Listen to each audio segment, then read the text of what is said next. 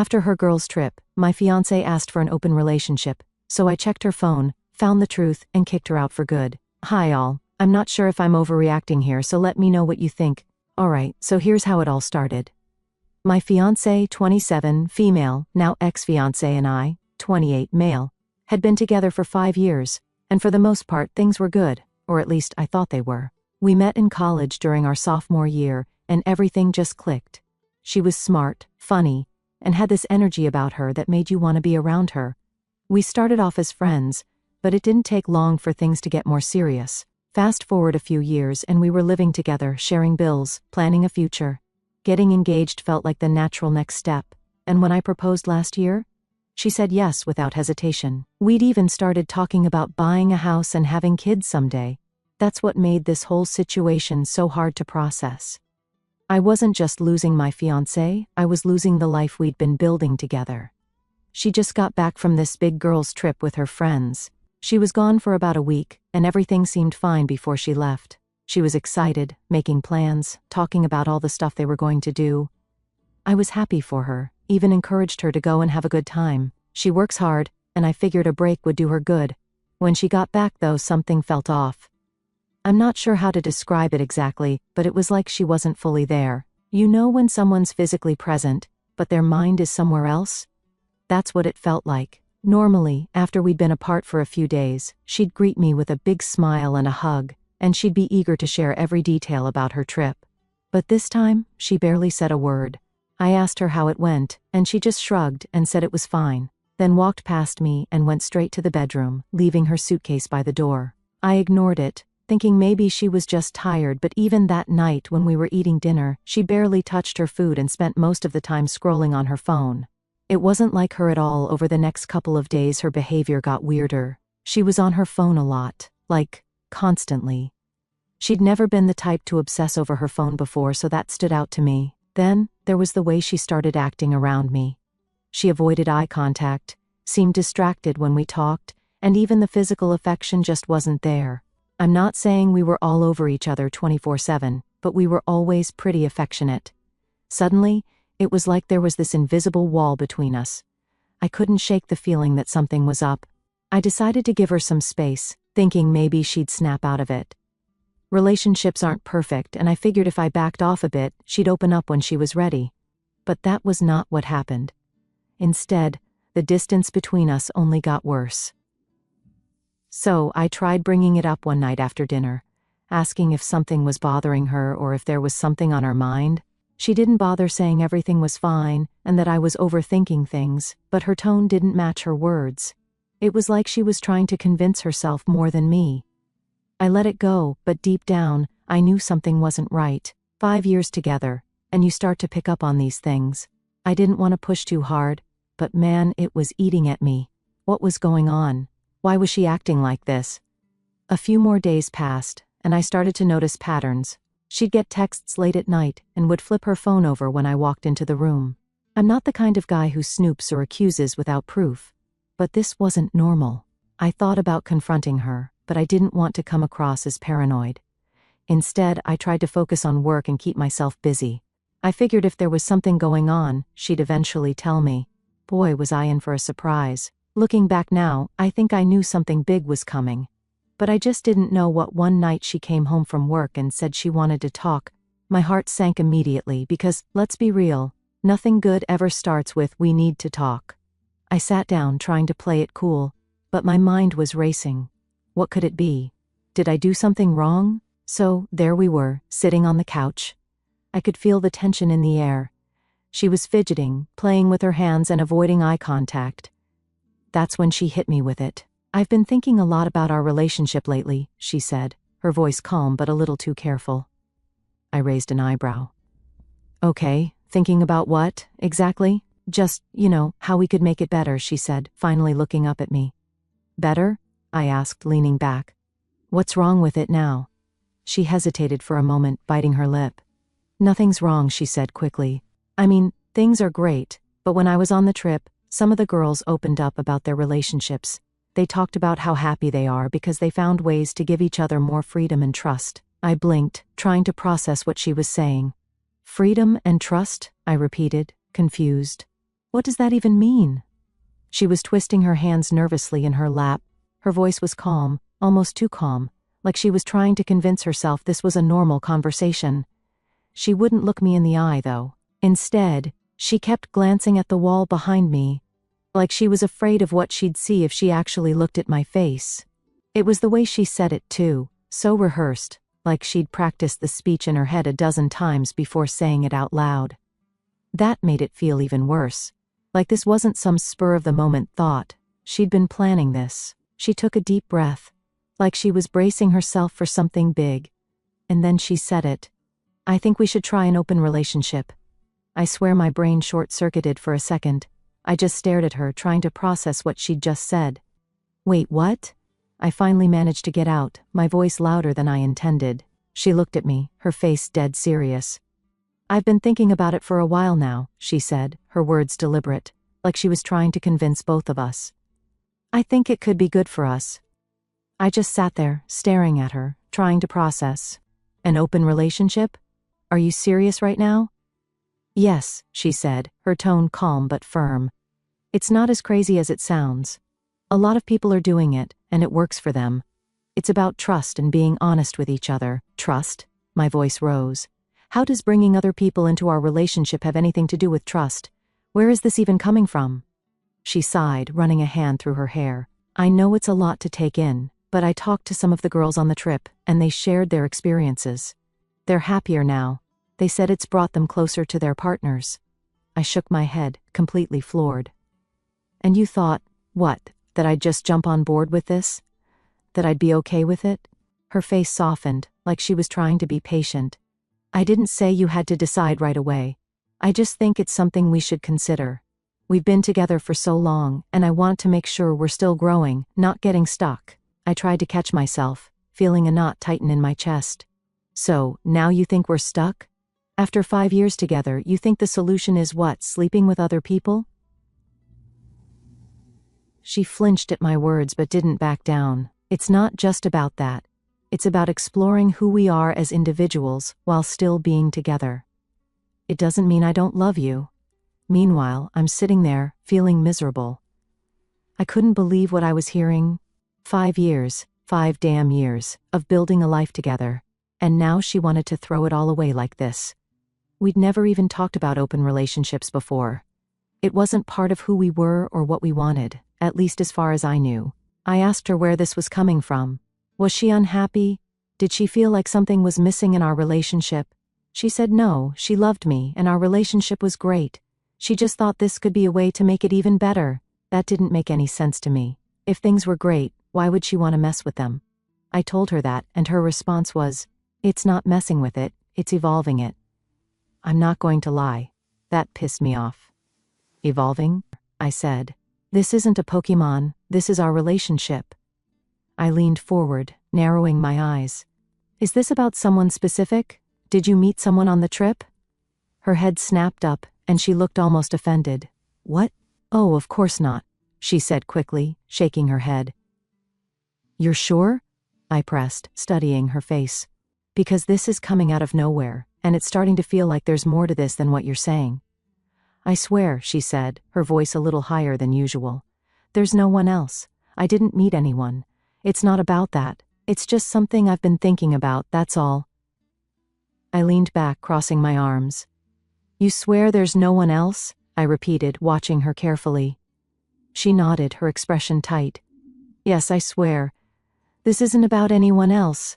It's about us. I told her I needed time to think. I didn't even know what to say at that moment. I went into the bedroom and just sat there for a while, staring at the wall. My thoughts were all over the place. Was this real? Was she serious? Did I even know her anymore? After about an hour I came back out. She was still sitting on the couch, scrolling through her phone like nothing had happened. I stood there for a second, then said, I can't do this. She finally looked up at me, her face calm. What do you mean? I mean, I can't do an open relationship. I'm not interested, and I don't think I ever will be, I said, my voice steady. She set her phone down on the coffee table and crossed her arms. Well, she said slowly, maybe we should take some time to figure out if we're still on the same page about what we want. That was it for me. I stared at her, trying to process how she could be so casual about this. 5 years, I said, my voice shaking slightly. We've been together for 5 years and this is what you have to say? Like it's no big deal? Her face changed then, like she was starting to realize how serious I was. I didn't mean it like that, she said quickly. I just think we need to talk about what we want for the future. There's nothing to talk about, I said firmly. If you want an open relationship, then you're not the person I thought you were. And I'm not going to sit here while you dismantle everything we've built, just because your friends got into your head. She sat there, stunned for a moment. You're seriously kicking me out over this? She asked, her voice breaking. Yes, I said, staring her down. Pack your things and leave. Her eyes filled with tears and she started crying. I didn't mean for it to go like this, she sobbed. I just wanted to have a conversation about it, that's all. I didn't mean to hurt you. There's nothing left to say, I told her. This isn't a conversation I ever wanted to have. I can't do this, and I won't. She wiped at her face, sniffling, as she got up and headed to the bedroom to pack a bag. I didn't follow her or say anything else. A few minutes later she came out, her bag slung over her shoulder, and stopped at the door. Is this really it? She asked softly. It is, I said, not looking at her. She hesitated, then opened the door and walked out. I sat down on the couch, staring at the empty space where her things used to be, and felt like my whole world had just imploded. I kept asking myself how we had gotten to this point, but no matter how many times I replayed it in my head, I couldn't find an answer that made sense. That was the beginning of the end. The night she left, the apartment felt so empty. Her things were still here, her clothes, her toiletries, all the little knickknacks she liked to scatter around, but she was gone, and it hit me hard. 5 years of being together, building a life, planning a future, and in one conversation, it all just crumbled. The next morning, my phone wouldn't stop buzzing. Groggily, I grabbed it off the nightstand, and her name was everywhere. Texts, missed calls, voicemails. I sighed, scrolling through the messages. Please, can we just talk? One text read. Another said, I'm so sorry. I didn't mean to hurt you. I just want to explain. The voicemails were more of the same. When I played a snippet of one, it was, hey, I know you're mad, and you have every right to be, but please just give me a chance to talk to you. I need to explain. I can't lose you like this. Then her friends started calling me. Apparently, they'd gotten wind of what happened, and they were all tripping over themselves to apologize. They claimed it was their fault, that they'd been hyping up the idea of open relationships during the trip, and she just got carried away. One of them even said, we didn't think she'd actually bring it up to you like that. Like that made it better. I told them to get lost and back off. I wasn't interested in hearing excuses or justifications from her friends. What pissed me off the most was that she let them influence her like that. If she was so easily swayed by her friends, what else could they talk her into? My family was furious when I told them. My mom kept saying, you dodged a bullet. My dad, who doesn't usually get involved in my personal life, said I did the right thing by standing my ground. That support meant a lot because I was already second-guessing myself. Her family, on the other hand, was a different story. Her mom called me, saying I should give her another chance and that she was just confused. Her dad tried to guilt me, saying, you're throwing away a beautiful relationship over a misunderstanding. Misunderstanding? She asked to sleep with other people, bluntly. How is that a misunderstanding? The worst part, though, was some of our mutual friends. A couple of them tried to make me feel like I'd overreacted. One even said, she was just being honest about what she wants. Isn't that a good thing? Yeah, honesty is great, but there's a difference between being honest and blindsiding your fiancé with something that completely goes against everything you've built together.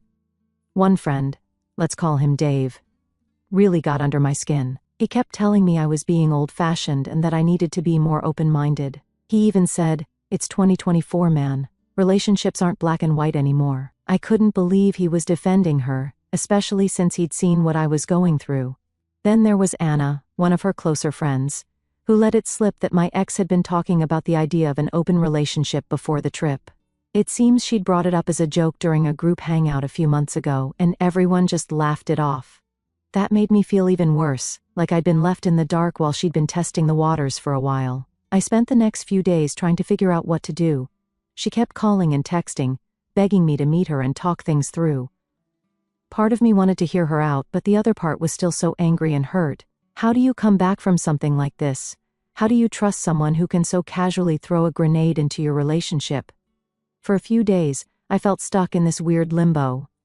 On one hand, I didn't want to see her or hear her excuses. On the other hand, the idea of not getting any answers was eating away at me. What if there was more to the story? What if she'd been lying about everything, even before the open relationship thing? I remember pacing back and forth in my living room one night, going over it in my head. I even considered calling her, but every time I picked up my phone, I stopped myself. In the end, it was a couple of close friends who convinced me to meet her. "You need closure," one of them said. "Otherwise, this will keep eating at you." And as much as I didn't want to admit it, they were right. Eventually, I decided I needed closure. I agreed to meet her, mostly because I wanted to see if she'd come clean about what was really going on. Something was telling me there was more to the story, and I needed answers. We set up a time to meet at a cafe.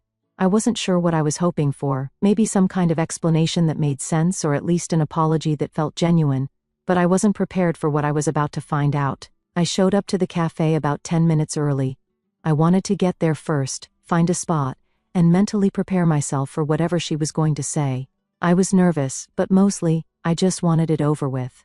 She walked in right on time, looking like she hadn't slept much. Her hair was a little messy, her makeup was minimal, and she looked stressed. I'll admit, a small part of me felt bad for her, but I reminded myself why we were there. She sat down across from me, and for a few seconds we just stared at each other. Then she started talking. She apologized right away, saying she'd handled everything wrong and never meant to hurt me.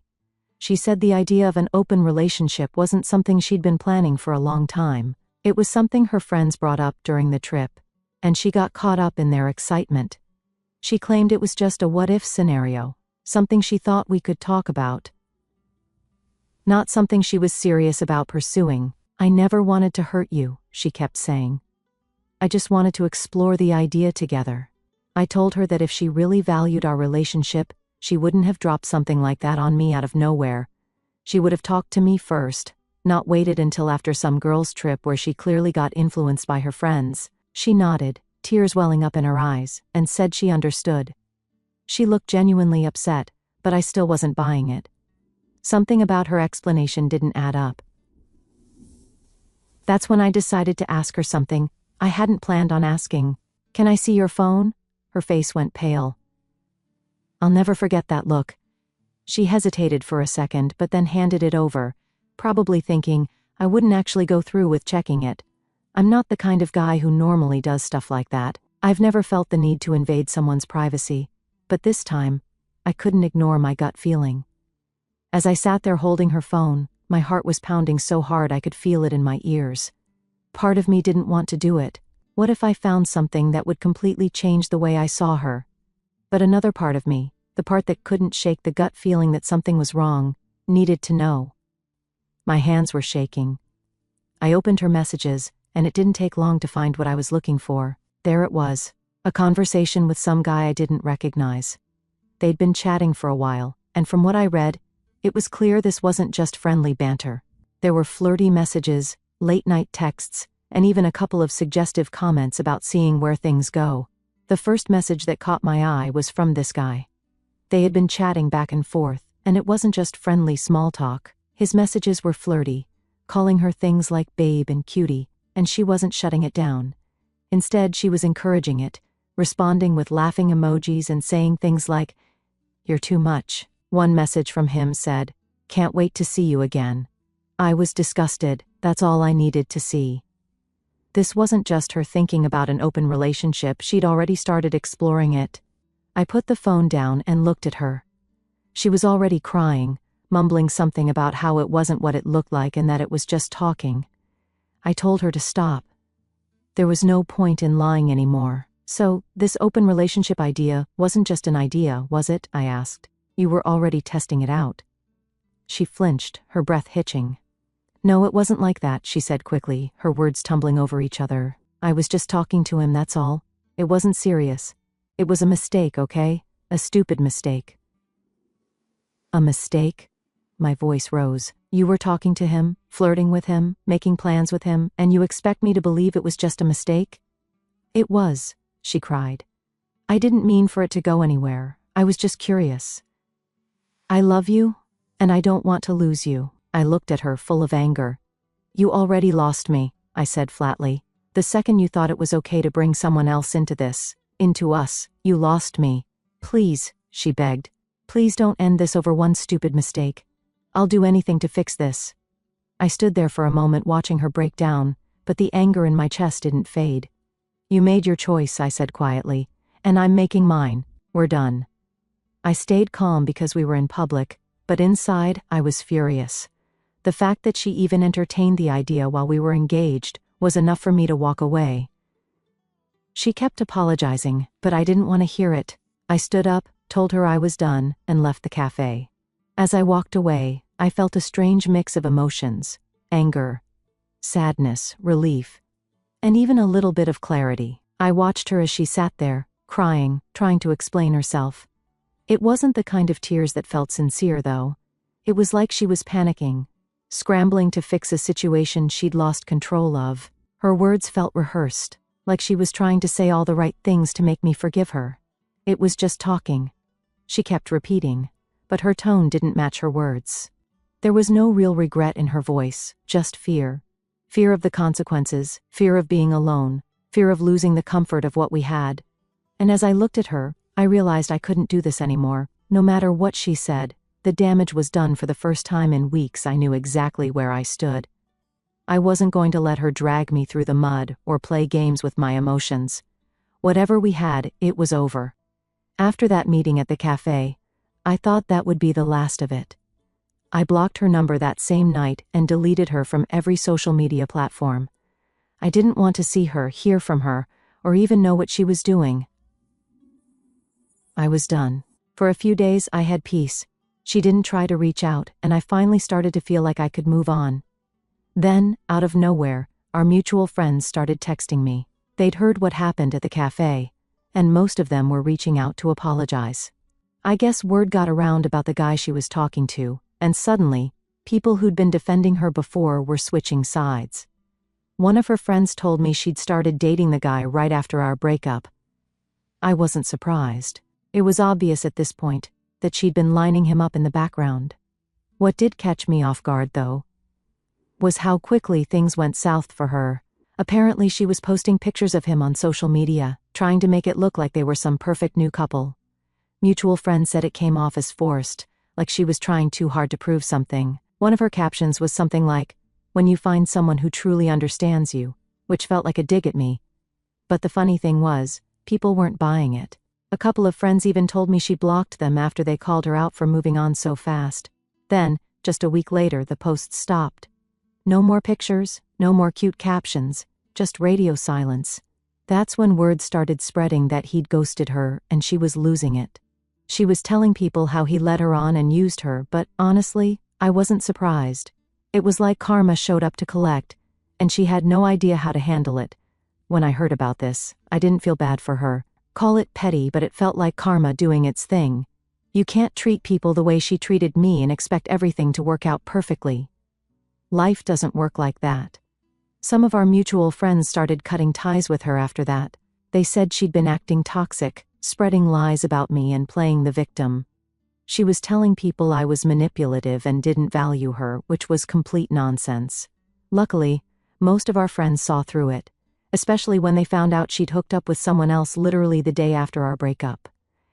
It's wild how quickly people turn when the truth comes out. A couple of the same friends who told me I'd overreacted were now apologizing left and right. They admitted they were wrong to doubt me and said they didn't realize how messed up the situation really was.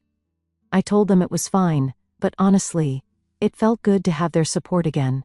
As for her, she tried calling me from different numbers after I blocked her. I guess when the guy ghosted her, she started rethinking things and decided she wanted me back. She left me a voicemail, saying she was ready to work things out and that she realized how much she loved me. I didn't respond. I didn't even think about responding. By then, I was completely over it. The person I thought she was and the person she turned out to be were two very different people, and there was no going back. After everything that went down, cutting ties wasn't just about technology, it was about fully removing her from my life, both physically and mentally. I packed up the rest of her stuff. She'd taken the essentials the night she left, but a lot of her things were still scattered around the apartment, clothes in the closet, toiletries in the bathroom, random little things like her favorite coffee mug, and some books she always kept on the nightstand. Packing it all up was weirdly emotional. Every item felt like a reminder of the life we'd built together, and for a moment, I wondered if I was being too harsh. But then I'd think back to the cafe, to the messages I'd read on her phone, and any second-guessing disappeared. I texted her from a burner number, one she didn't have saved, and told her to pick up her stuff by the end of the week, or it was going to Goodwill. She showed up 2 days later, looking like she'd been crying. I didn't let her inside. I handed her the boxes at the door, said goodbye, and closed it. She didn't argue, didn't try to push her way in. She just stood there for a second, like she wanted to say something, then left. That was the last time I saw her in person. After that, there were still loose ends to tie up. She and I had a few mutual subscriptions and shared accounts, so I went through everything and canceled or changed the passwords. Netflix, Spotify, even the utility bills. Anything that connected us had to go. I wasn't trying to be petty, I just wanted a clean slate. The hardest part was dealing with mutual friends. Some of them had already cut ties with her after everything came out, but others were still trying to stay neutral. I get it, they didn't want to pick sides. But for me, there was no middle ground. If you were still hanging out with her after all this, I didn't want you in my life. I told a few people outright that I wasn't comfortable staying friends if they were still close with her. Most of them understood, but a couple of people acted like I was being dramatic. "You can't just erase 5 years like it never happened," one friend said. But that's exactly what I needed to do. One by one, I started trimming down my circle. It wasn't about punishing anyone, it was about protecting myself. I didn't want to hear about her, see her in tagged photos, or get updates about her life. A few weeks later, I heard from a mutual friend that she was still talking about me, spinning stories to make herself look like the victim. She told people I'd overreacted and humiliated her, conveniently leaving out the part where she was already talking to another guy. I let it roll off my back. I wasn't interested in clearing my name or setting the record straight. The people who mattered already knew the truth, and anyone else? Well, they could believe whatever they wanted. Eventually, the noise died down. Her name stopped coming up in conversations, and the texts from people trying to mediate or explain stopped too. It was like she just faded into the background, and honestly, that's all I ever wanted.